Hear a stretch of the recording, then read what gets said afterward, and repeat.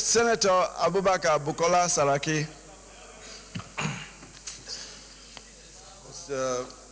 Senate President, distinguished colleagues, I'm Senator Abubakar Bukola Saraki, representing Kwaras Central.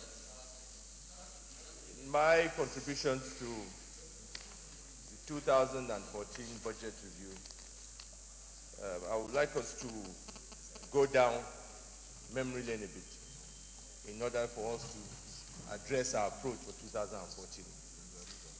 And I also take cue from the last speaker that he says that why do we want to waste time, might as well just pass it and move along. In 2012, you all remember, we passed the budget as early as, I think it was December. In 2013, we passed the budget into the new year, like February, March. But the level of implementation, very 12, very 13, there was still a shortfall on implementation. The issue there, Mr. President, is that, and distinguished colleagues,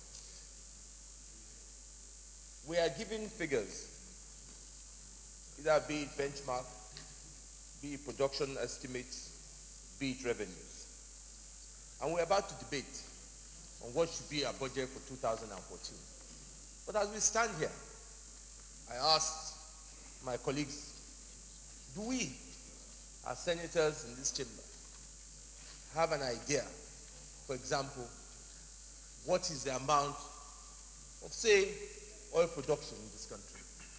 Can we, as members here, be able to say we do know? Do we know the volumes of revenue that are coming in? Because in my own little knowledge of budgeting, even when most of us, I'm sure, have run companies or corporations, or even in your home, when you want to sit down and budget and plan for the future year, you ask yourself, how did I spend the money of the year before? If you do not do that, how then do you expect the budget you are about to present will be effective or will have means? Because I see us now, we're already debating on what is going to happen in 2014. But 2014 budget is based on certain parameters.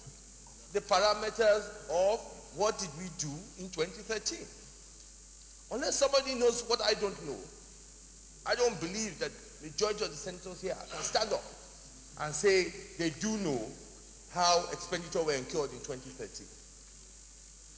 The mistake we always make at the end of the day is that we rush this process. And then we are surprised at the end of the day we see 60%, 50% capital expenditure. Why should we be surprised? As of today, 2013, we passed a capital expenditure of 1.4 or 1.3 trillion. I know at best, cash releases is now up to 900 million. And now the same budget has been presented in 2014 for another 1-point-something trillion.